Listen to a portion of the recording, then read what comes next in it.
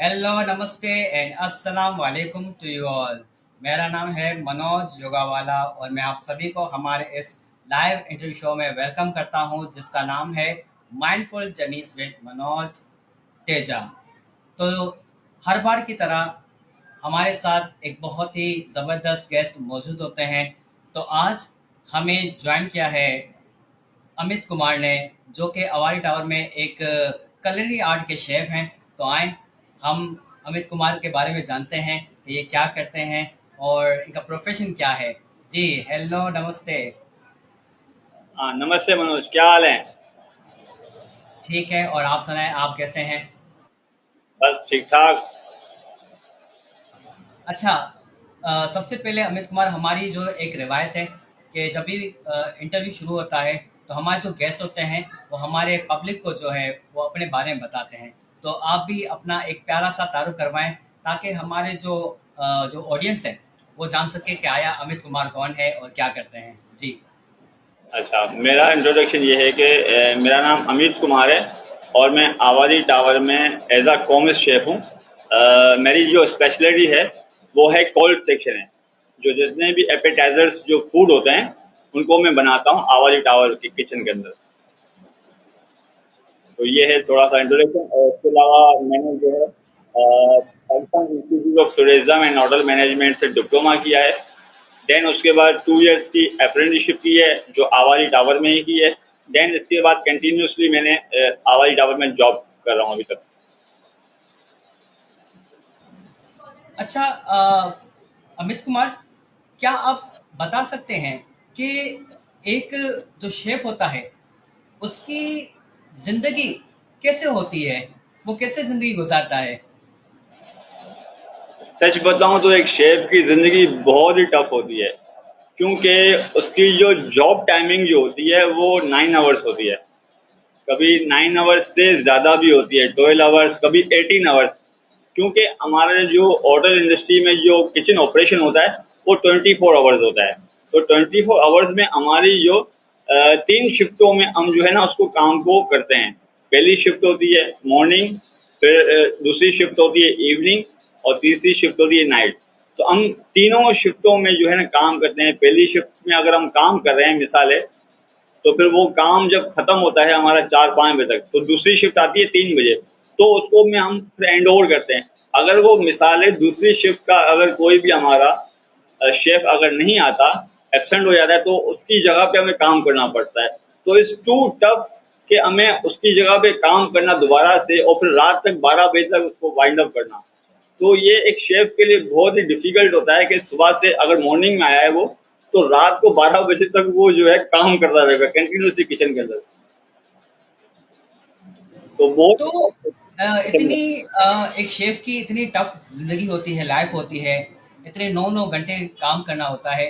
तो आया ऐसी क्या मोटिवेशन होती है आपके पास कि भाई मुझे काम, क्योंकि इंसान है, इंसान थक भी जाता है, परेशान भी हो जाता है कि इतनी लंबी टाइमिंग कौन करे। तो आपके पास एक सोर्स ऑफ मोटिवेशन क्या होती है जो आपको इंस्पायर करती है कि नहीं, मुझे काम करना ही करना है? जी। देखें, एक शौक होता है ना, तो शौक में फिर टाइमिंग नहीं देखी जाती है। और प्लस ये होता है हमारी कंपनीज में भी जो है ना, इसके अलावा हमें टाइम दिया जाता है। ब्रेक टाइम होता है हमारा, टी टाइम होता है, लंच टाइम होता है। तो उसमें हम रेस्ट करते हैं। और इसके अलावा हमें जो है मोटिवेट किया जाता है। हमारा आजकल जो है ना L&D डिपार्टमेंट होता है जो लर्निंग एंड डेवलपमेंट के नाम से होता है, L&D जिसको कहते हैं।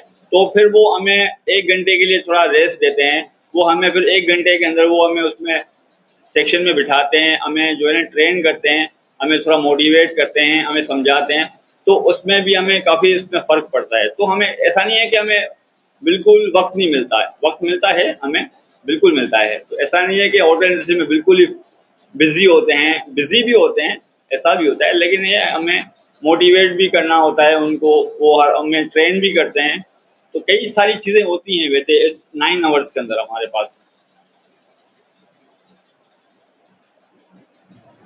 Okay, great. तो वैसे एक आम बंदा होता है जो खाना, जिसको हम आमतौर पे कुक कहते हैं, ठीक है, जो खाना पकाता है। तो एक आम बंदे की जिंदगी में और एक शेफ में इन दोनों में आप क्या फ़र्क समझते हैं कि इन दोनों में क्या फ़र्क है? एक आम कुक में और एक शेफ़ में? जी। आम कुक और शेफ में कोई फर्क नहीं होता। अगर एक ढाबे पे बनाने वाला जो कुक होता है वो भी शेफ ही होता है, एक देखा जाए तो वो भी हमारी तरह ही काम करता है, उसके हाथ में भी टेस्ट होता है और हमारे हाथ में भी टेस्ट होता है। तो मैं नहीं समझता कि वो अलग है हम अलग है, हम सेम ही हैं। We are all are equal, not बिल्कुल डिफरेंट नहीं है, हम बिल्कुल एक ही हैं, कोई उसमें वो नहीं है। अच्छा, ऐसे हम कह सकते हैं कि अगर जैसे कि अगर एक मैकेनिक होता है और एक इंजीनियर होता है, तो जैसे ही मतलब वो कुछ कोई डिग्री वगैरह कर देता है तो उसके नाम के आगे एक टाइटल लग जाता है इंजीनियर, जैसे हाँ इलेक्ट्रिकल इंजीनियर। जी इसी तरीके बिल्कुल। से तो नहीं? हाँ देखें, ऐसा होता है, आपकी बात सही है। अगर हम पढ़ लिख के इसमें आगे बढ़ते हैं तो एक इस गुड होता है।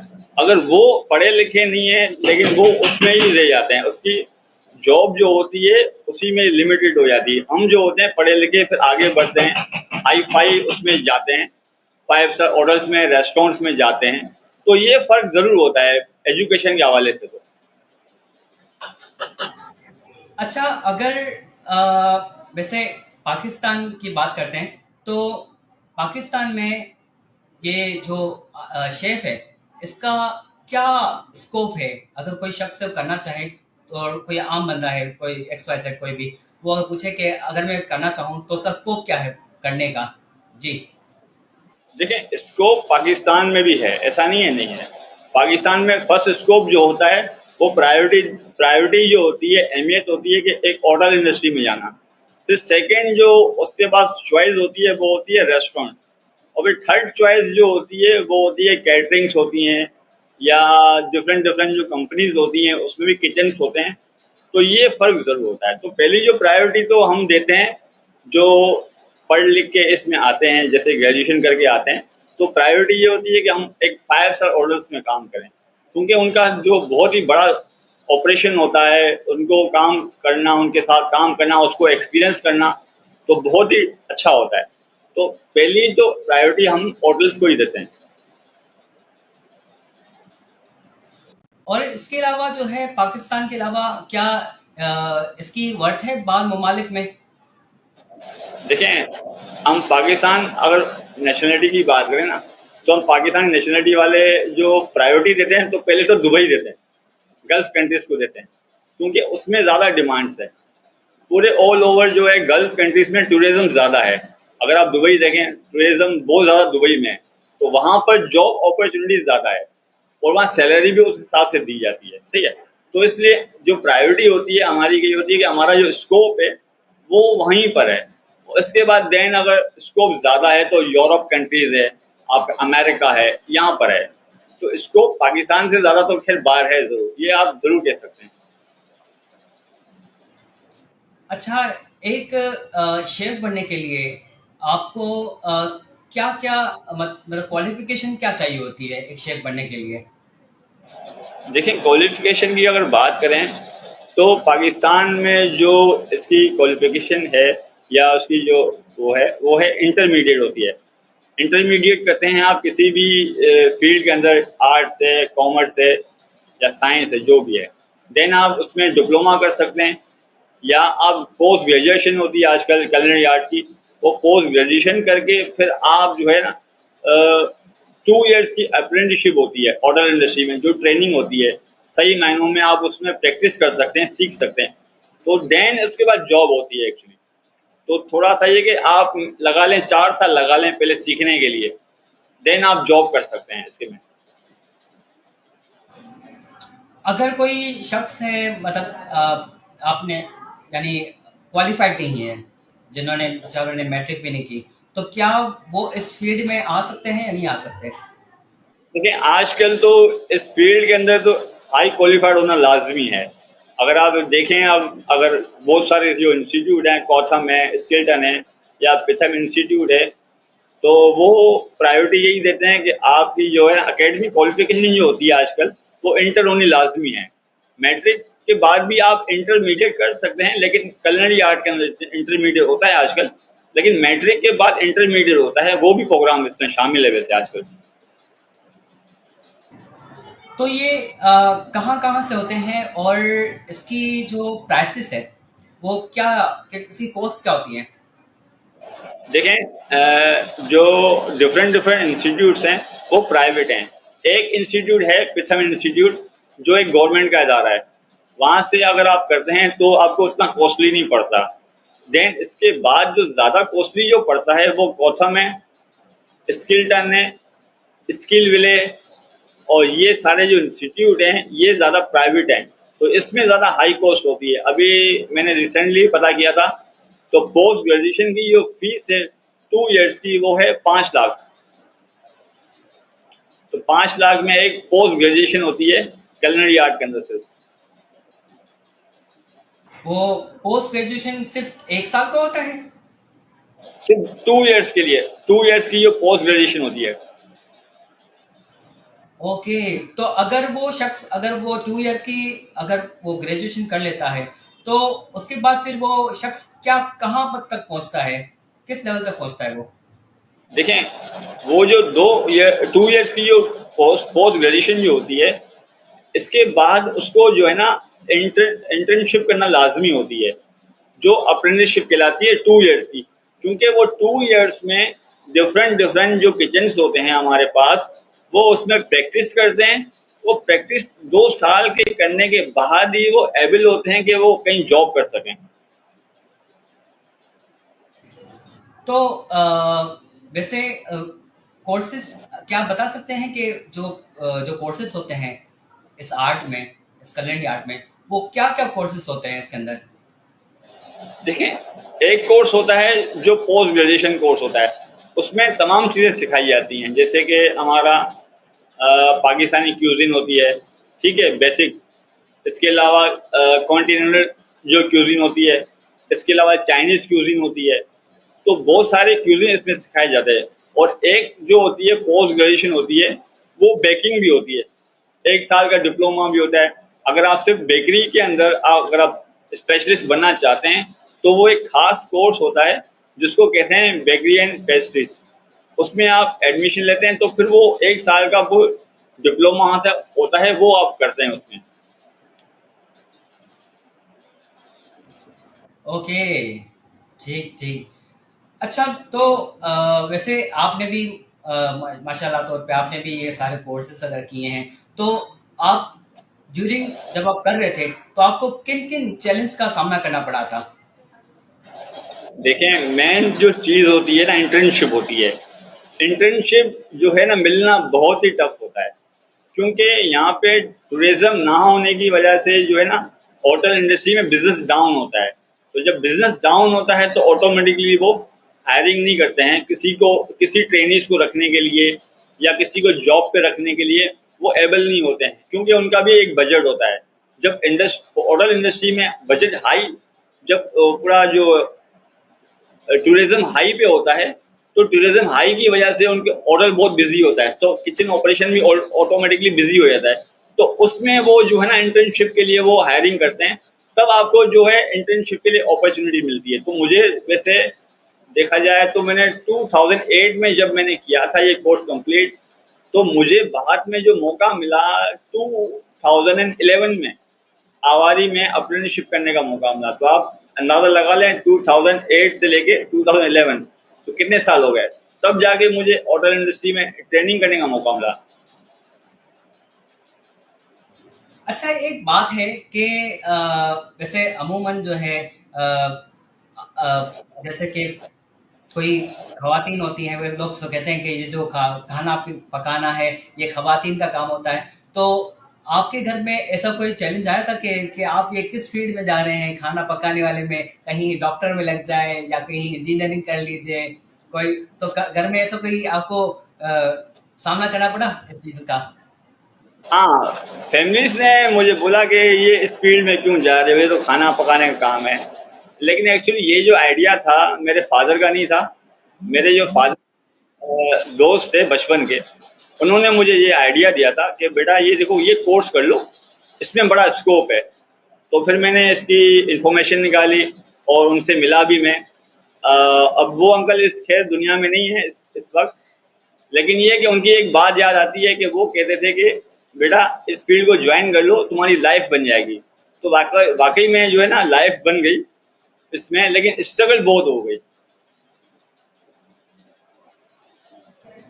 तो फिर वैसे कि एक चैलेंज आया, तो फिर आपने उन चैलेंज का सामना कैसे किया, फिर फेस कैसे किया आपने उन चैलेंज का? देखिए, मुझे कोई अगर कहता था ना कि यार ये तो बड़ा बावर्ची वाला कोर्स कर रहे हो, ये क्या कर रहे हो, तो मैंने बोला देखे आप देखेंगे कि मैं करता क्या हूँ आगे, आप खुद देखेंगे। तो फिर धीरे धीरे जो है ना मैंने स्ट्रगल शुरू कर दी थी। स्ट्रगल करने के बाद जैसे कि सोशल मीडिया का दौर शुरू हुआ, इलेक्ट्रॉनिक मीडिया, फिर उसमें जो है ना मुख्तलिफ चैनल्स ओपन हुए कुकिंग्स के। तो फिर मेरी फैमिलीज को भी समझ में आया कि नहीं यार ये तो बड़ी अच्छी फील्ड है, शेफ़ की फील्ड है, जो हम यूनिफॉर्म पहनते हैं शेफ़ का। तो फिर वो यूनिफॉर्म पहन के फिर वो किस तरह से सफाई से हम काम करते हैं, उसको खाना बनाते हैं, तब जाके वो माइंड में एक बात जो है क्लियर हुई कि नहीं यार ये बड़ी अच्छी चीज़ है। तो फिर मेरे फैमिलीज ने भी सपोर्ट किया, फिर मेरे फ्रेंड सर्कल थे उन्होंने भी सपोर्ट किया, तब जाके जो है ना ये सब सही हो गया मेरे साथ। वाकई में वैसे देखा जाए कि बहुत ज़्यादा टफ लाइफ ही है बिल्कुल, एक शेफ बनने के लिए, क्योंकि सबसे पहले आपको अपना माइंडसेट बनाना पड़ता है कि हाँ मुझे जो है ये बनना है, और उसके बाद फिर आपको डेडिकेशन के साथ साथ आपको काम करना पड़ता है बिल्कुल। वैसे शेफ में एक सिर्फ कौन कौन सी आइटम्स होती हैं, एक बेकरी आइटम्स होती हैं और दूसरी कौन कौन सी आइटम्स होती हैं इसमें? देखें, बहुत सारे किचन्स होते हैं। एक पहले जो स्टार्टिंग जो होता है ना किचन, वो होता है बुचर किचन होता है, बुचर शॉप जिसे कहते हैं, जिसमें आपको मीट की कटिंग सिखाई जाती है। और बाकायदा इसका भी एक शेफ होता है जिसको कहते हैं बुचर शेफ। वो एक्सपर्ट होता है सिर्फ मीट काटने के लिए और सी फूड काटने के लिए। फिर एक एक किचन इसके बाद जो स्टार्ट होता है वो होता है कोल्ड किचन, जिसमें मैं काम कर रहा हूँ। तो उसमें ये होता है जितने भी जो आप स्टार्टिंग एपिटाइजर फूड्स होते हैं जो वो उसमें बनते हैं। मिसाल है कि सैलड्स हो गए, आपके सैंडविचेस हो गए, और बहुत सारे जो एपेटाइजर फूड होते हैं जो इटालियंस होते हैं, मैक्सिकन होते हैं, जो फॉरनर्स जो खाते हैं ज़्यादातर प्रायोरिटी इसी को देते हैं, जो जिसे कहते हैं डाइट फूड कहते हैं, वो उसमें बनते हैं। देन इसके बाद जो होता है एक हॉट किचन होता है कॉन्टिनेंटल, जिसमें कॉन्टिनेंटल खाने बनाए जाते हैं। फिर वो होता है, इसके बाद जो होता है चाइनीज़ भी होता है। अगर उस होटल में जापानीज रेस्टोरेंट है तो एक जापानीज किचन भी होता है उसका अलग से सेपरेटली। फिर देन लास्ट जो किचन होता है वो बेकरी होता है, क्योंकि खाना खाने के बाद जो लास्ट चीज़ होती है वो मीठा होता है, हम मीठा खाते हैं। तो वो इसका एक बेकरी होता है बाकायदा, होटल इंडस्ट्री के अंदर किचन एक बेकरी होती है जिसमें वो सारी डेजर्ट्स होती हैं जो बाहर के ममालिक की डेजर्ट होती हैं। मिसाल है कि हमारे पाकिस्तानी जो मिठाई होती हैं वो उसमें बनाई जाती हैं, और इसके अलावा बाहर की जो डेजर्ट्स होती हैं इंटरनेशनल क्यूजीन्स के हवाले से वो सारी की सारी उसमें सिखाई जाती हैं और हम लोग बनाते हैं। तो ये जितनी भी जो रेसिपीज हैं जो आपने बताई, इसके लिए जो मसाले जात वगैरह जो कुछ भी होते हैं, वो चीज़ें यहीं पर अवेलेबल मिल जाती हैं या सारी बाहर से इंपोर्ट की जाती हैं? देखें, बहुत सारी जो चीज़ें होती हैं ना स्पाइसेस वगैरह, वो हम बाहर से इंपोर्ट करते हैं, और कुछ चीज़ें ऐसी होती हैं जो हमारी होममेड होती हैं, जिसे हम किचन्स के अंदर ही बनाते हैं, जो हमारी रेसिपी होती है। जैसे कि कोई अगर फॉरेनर शेफ़ आता है, हमें सिखाता है कि ये जो है रेसिपी इस तरह बनने की, तो हम उस हिसाब से वो बनाते हैं, वो हमारी होममेड रेसिपी होती है। कुछ चीज़ें ऐसी होती हैं जो होम प्रोडक्ट्स नहीं होती हमारी, जो बाहर की होती हैं। जैसे कि मायनीज़ होता है मिसाल के तौर पर, तो मायनीज़ आजकल जो है ना रेडीमेड होती हैं, मुख्तलिफ कंपनीज़ की आती हैं, मुख्तलिफ ब्रांड्स होते हैं उसके, वो हम मंगा लेते हैं। जबकि पहले जो मायनीज़ होता था वो होटल इंडस्ट्री में ही बनता था। तो इसी तरह बहुत सारी एग्जांपल्स दे सकता हूँ आपको कि वो एक होटल्स में ही बनाते हैं, एक होती हैं जो प्रोडक्ट कंपनीज़ की होती हैं। तो आप अपना कोई ऐसा कोई वक़्त या कोई ऐसा कोई मोमेंट आप शेयर करना चाहेंगे कि आपका मतलब कोई ऐसा कोई बड़ी पर्सनैलिटी आपके पास आई हुई हो आपके पास? क्योंकि मैंने सुना है कि अवारी टावर पे बड़ी-बड़ी शख्सियतें आती हैं। तो आपने किसी बड़ी शख्सियत को कोई चीज़ सर्व की है अब तक? देखिए सर्विंग जो होती है तो वो तो F&B सर्विस जो होते हैं वो करते हैं। हम सिर्फ जो है ना उनके लिए खाना बनाते हैं। हाँ, हमें पता लगता है कि कोई ऐसी पर्सनैलिटी आई है, सेलिब्रिटीज है, तो फिर हम लोग रेस्टोरेंट में भाग भाग के उसको जाते हैं देखने के लिए, या ये कौन है। तो फिर ऐसा बहुत सारे वाकये हैं जो मुझसे मेरे साथ हुए हैं। तो मैं उसको भी देखने गया हूँ भाग के, यार ये कौन आया है, चलो ये आया है, चलो ये आया है। तो फिर वो देखने ज़रूर गया हूँ मैं, उनसे मिलना भी हुआ है कई लोगों से। लेकिन खैर हमारे पास रिस्ट्रिक्शन होती है, हमें फ़ोटोग्राफ़ी अलाउ तो नहीं होती, तो हम फ़ोटोग्राफ़ी वगैरह नहीं कर सकते हैं। बट देन ये कि बातचीत कर सकते हैं। जैसे जो बातचीत कर ली, रेस्टोरेंट में खड़े हुए हैं वो हमसे पूछ लेते हैं ये क्या चीज़ है, ये कौन सी डिश है, तो हम उसको बताते रहते हैं, सर ये चीज़ ये है, ये चीज़ ये है। तो ऐसा ज़रूर हुआ है। अच्छा, मैंने अक्सर होकर देखा है कि ऑक्टोपस भी शायद जो है कोई मतलब रेसिपी होती है ऑक्टोपस, और अजीब गरीब फिश वगैरह होती है। तो आया इस आर्ट में ये भी चीजें शामिल होती हैं? देखिए ऑक्टोपस वगैरह जो है ये सी फूड है। तो ऑक्टोपस स्पेशली जो है ना, ये खास जो है ना डिशेस वगैरह बनाई जाती हैं, लेकिन वो किसी खास ओकेजन के ऊपर बनाई जाती है। ऑक्टोपस जिसका आप जिक्र कर रहे हैं, तो वो यहाँ पर जो है बहुत ही कम पकाने को मिलती है ऑक्टोपस। सिर्फ स्पेशली ओकेजन के तौर पर हम लोग इस्तेमाल करते हैं उसको। Okay, great. वैसे आप जो है अभी आप करियर काउंसलिंग भी कर रहे हैं, तो आप किस तरीके से जो है जो स्टूडेंट्स होते हैं उनको किस तरीके से आप गाइड करते हैं? देखिए मैं तो अपनी कम्युनिटीज़ में जो है कॉलेज कैरियर काउंसलिंग जो करता हूँ, तो वो व्हाट्सएप के थ्रू ही करता हूँ, ऑनलाइन। तो जिस स्टूडेंट को भी कांटेक्ट करना होता है तो मेरे व्हाट्सएप नंबर पे वो कर देते हैं। ठीक है, फिर मैं उनको बताता हूँ कि ये कोर्सेज हैं, इस कोर्स का नाम ये है। फिर आप देन जो है 2 इयर्स की अप्रेंटिसशिप करेंगे, फिर देन आप जॉब करेंगे। तो पूरा जो है प्रोसेस होता है, मैं उनको बता देता हूँ। फिर जो स्टूडेंट्स होते हैं हमारे, वो उस पर चलते हैं, तो फिर वो करते हैं। ठीक ठीक। तो क्या आप अपना जो, अगर कोई बिलफर्ज सिर्फ कम्युनिटी का नहीं, दूसरे भी शख्स हैं, दूसरे भी कम्युनिटी के भी हैं, क्योंकि हर कोई यहाँ पर परेशान है, हर किसी के पास मतलब ऐसी गाइडलाइन नहीं होती, तो क्या आप उनको गाइडलाइन देना चाहेंगे? जी हाँ, बिल्कुल। मेरा खैर इंस्टाग्राम पेज भी है, अमित कुमार के नाम से। फेसबुक पेज पर भी है, तो उस पे आप कांटेक्ट करके मुझसे आप कांटेक्ट कर सकते हैं। जी, बिल्कुल, बहुत ही ज़बरदस्त। अच्छा, आपसे कुछ और 2-3-4 सवाल करूँगा कि कभी आपने घर पे प्रैक्टिस किया है? घर पे कोई मतलब कोई जैसे कि आपके जो हमारी भाभी जी हैं, उन्होंने खाना नहीं बनाया, तो उस दिन आपने खाना बना लिया, तो कभी ऐसा कोई हुआ घर पे आपने कोई खाना पकाया हो? नहीं, ऐसा तो कभी हुआ नहीं। हाँ, मैंने अपनी बेटी के लिए ज़रूर बनाया है। तो वो बेटी को मेरी एक्चुअली सैलेड बहुत पसंद है।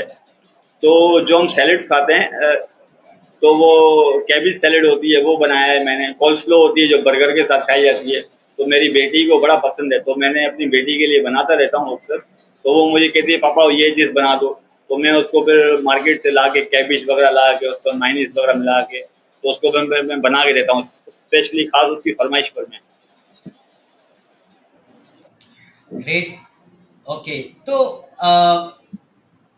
आप जो है, हमारी जो यूथ है, उनको इस फील्ड में आने के लिए आप क्या पैगाम देंगे? कैसे इंस्पायर करेंगे कि वो इस फील्ड की तरफ आएँ? जी। अगर आपको शौक है ना, तो आप डेफिनेटली इस पे आगे बढ़ जाएंगे। लेकिन उसको आगे बढ़ने के लिए मैं जो प्रायोरिटी देता हूँ, वो आपको देता हूँ कि आप एजुकेशन हासिल करके इसमें आए। अदरवाइज तो आपका आना बहुत ही मुश्किल होता है, क्योंकि जब तक आप एजुकेशन इसमें हासिल नहीं करेंगे, जब तक आप उसमें आगे नहीं बढ़ेंगे। अच्छा, तो इसमें इस सब्जेक्ट में क्या सिर्फ़ प्रैक्टिकल होता है या कोई मतलब थ्योरीज़ भी इसमें पढ़ाई जाती हैं? देखें देखें, दो क्लासेस होती हैं इसमें। एक होती है थ्योरिकल होती है, एक होती है प्रैक्टिकल प्रैक्टिकल होती है। थ्योरिकल में आपको जो है चीज़ें सिखाई जाती हैं थ्योरिकल, जो सब्जेक्ट्स होते हैं हमारे किचन के हवाले से हो गया, हाइजीन के हवाले से हो गया, वो सारी चीज़ें आपको समझाते हैं थ्योरिकल में। और प्रैक्टिकली ये होता है कि आपको प्रैक्टिकल करके डिश बना के सिखाते हैं आपको, ये जो डिश है आपको इस तरह से बनानी है। अच्छा, एंड में मैं चाहूँगा कि अगर कोई ऐसी कोई बात जो आपको मेरे प्लेटफॉर्म से अगर कहनी हो या कोई मैंने नहीं पूछी हो, तो आप अगर चाहें तो आप बता सकते हैं। कोई एक्स्ट्रा कोई इंफॉर्मेशन जो मैं जो हो सकती है कि वो पब्लिक को पता हो, वो अगर शेयर करना चाहे तो प्लीज़ शेयर कर सकते हैं। जी। आपका सवाल समझ में नहीं आया, दोबारा रिपीट करें प्लीज। सवाल नहीं है, ये बस मैं आपको एक मौका दे रहा हूँ कि अगर कोई ऐसी कोई बात हो, कोई इम्पोर्टेंट बात जो आप चाहते हैं कि हाँ ये चीज़ मतलब मैंने मिस कर दी है और वो इन्फॉर्मेशन सबके पास पहुँचनी चाहिए, तो कोई ऐसी कोई बात हो तो आप कर सकते हैं। जी। देखें, स्टूडेंट्स के लिए तो यही इंफॉर्मेशन है कि जो भी ज़्यादातर जब मैं कैरियर काउंसलिंग करता हूँ ना, तो कैरियर काउंसलिंग में एक दफ़ा ऐसा भी हुआ है कि किसी ने मुझसे ये पूछा कि इसमें कौन सा कोर्स होता है, क्या होता है, तो मैंने उसको बाकायदा बताया कि देखो ये इस नाम से ये कोर्स होता है, ठीक है। फिर मेरे बताने के बाद भी जो है उसने क्या किया कि वो उस कोर्स को सिलेक्ट करने की बजाय किसी और कोर्स को सिलेक्ट कर लिया, जबकि उसको कैलिनरी आर्ट का कोर्स करना था। तो उसने इतनी बड़ी गलती कर ली कि उसने एडमिशन भी ले लिया, और एडमिशन लिया उसने होटल मैनेजमेंट का, जबकि होटल मैनेजमेंट जो होता है वो कोर्स ऑल ओवर होता है जिसमें तमाम चीज़ें सिखाई जाती हैं, लेकिन उसको जो कोर्स सिलेक्ट करना था वो कैलिनरी आर्ट का करना था। तो ये बहुत बड़ी मिस्टेक्स ज़्यादातर स्टूडेंट करते हैं। ये मैं आपको बता देता हूँ कि अक्सर जो स्टूडेंट्स होते हैं वो यही गलती करते हैं कि उनको जो कोर्स सिलेक्ट करना होता है ना, वो करना होता है कैलिनरी आर्ट का, फिर वो क्या कर लेते हैं होटल मैनेजमेंट करते हैं। तो सबसे बड़ी गलती यही होती है इनकी, क्योंकि होटल मैनेजमेंट जो होती है ऑल ओवर चीज़ सिखाई जाती है थोड़ी थोड़ी। मिसाल अगर 2 इयर्स की होटल मैनेजमेंट की जो है ना ट्रेनिंग है, कोर्स है इसका पूरा, तो वो 3 मंथ्स के लिए किचन का सिखाते हैं, 3 मंथ्स के लिए सर्विस का सिखाएंगे, और 3 मंथ्स जो होगा फ्रंट ऑफिस होता है और लॉन्ड्री होता है, हाउसकीपिंग होता है, डिफरेंट डिफरेंट डिपार्टमेंट्स होते हैं, उन सबके नॉलेज दी जाती है। लेकिन बाद में कंफ्यूजन उनको ये होती है कि आप कौन सी फील्ड में जाएं, किचन में जाएं, सर्विस में जाएं, तो फिर उनके पास चॉइस बहुत वो हो जाती है। लेकिन अगर उनके माइंड में अगर शुरू से ही है किचन का, तो फिर होटल मैनेजमेंट करने की जरूरत क्या है उनको, आपको। तो अक्सर करते हैं। जी, कोई और अगर आप पैगाम देना चाहें तो आप दे सकते हैं एंड में, हमारे जो यानी जो हमारी पब्लिक है उनको आप क्या पैगाम देना चाहेंगे? जी। ठीक है, पब्लिक के लिए तो यही पैगाम है कि लोगों के माइंड में जो ये चीज़ होती है कि यार हम बड़े शेफ हैं, हम खाना बनाते हैं, हमारी लाइफ स्टाइल बड़ी अच्छी है, लेकिन मैं उनको ये बोलूँगा हमारी लाइफ जो है होती है बहुत ही टफ होती है। अब वीकेंड में सिर्फ एक डे ऑफ होता है, ठीक है। अब लास्ट टाइम मुझसे ये हुआ कि वीकेंड में मुझे डे ऑफ नहीं मिला, मैं नाइट शिफ्ट करने गया था ट्यूसडे को, ट्यूसडे को गया नाइट में, वेनेसडे को मॉर्निंग में आया, फिर मुझे इवनिंग शिफ्ट में जाना पड़ा 3 o'clock, तो दोपहर को फिर मैं गया, तो it's too much busy life. तो किसी को ये होता है माइंड में कि यार बड़ी अच्छी लाइफ है, ये है, ऐसा नहीं है, बड़ी टफ लाइफ भी होती है, फैमिली के लिए टाइम नहीं मिलता। तो ये होता है, जिनको अगर इस फील्ड में आना है तो ये भाई सोच ले कि ये बहुत ही मुश्किल लाइफ है, ये आसान नहीं है। बिल्कुल आपने सही फरमाया। वैसे तो ज़िंदगी भी मुश्किल है, ज़िंदगी भी टफ है बहुत ज़्यादा। हर तरफ मेहनत ही मेहनत है, मुशक्क़त है। बिना मेहनत के, बिना मुशक्क़त के आप कुछ भी हासिल नहीं कर सकते हैं। जी बिल्कुल। तो थैंक यू सो मच, और आपका बहुत बहुत शुक्रिया। और आपको सैल्यूट है कि इतने बिजी स्केड्यूल में भी आपने मुझे इंटरव्यू दिया, और दूसरा आप बहुत बड़ा काम कर रहे हैं वो भी सोशल वर्किंग का, कि आप फिजिकली एक्टिव तो नहीं है लेकिन सोशल मीडिया पे आप हर टाइम स्टूडेंट के लिए एक्टिव होते हैं। तो ये आपकी एक बड़ी अचीवमेंट है, बड़ी मतलब आप सर्विसेज आप दे रहे हैं, और इसका अजर आपको बिल्कुल ज़रूर एक ना एक दिन बिल्कुल मिलेगा किसी न किसी तरीके से। तो thank you so much, thank you. Thank you so much, thank you. तो नाज़रीन, ये थे हमारे साथ अमित कुमार, जो हमारे बहुत ही अच्छे और प्यारे से मेरे भाई भी हैं, और साथ-साथ एक हमारी एक सोशल वर्कर भी हैं और एक कम्युनिटी आर्टिस्ट भी हैं। तो अगर आप इनके साथ कनेक्ट होना चाहते हैं तो आप इनकी आईडी है आपकी अमित कुमार फेसबुक पे। अमित कुमार के नाम से। जी, फेसबुक पे भी अमित कुमार के नाम से, इंस्टाग्राम पे भी और लिंक्डइन पे भी हैं आप अवेलेबल हैं?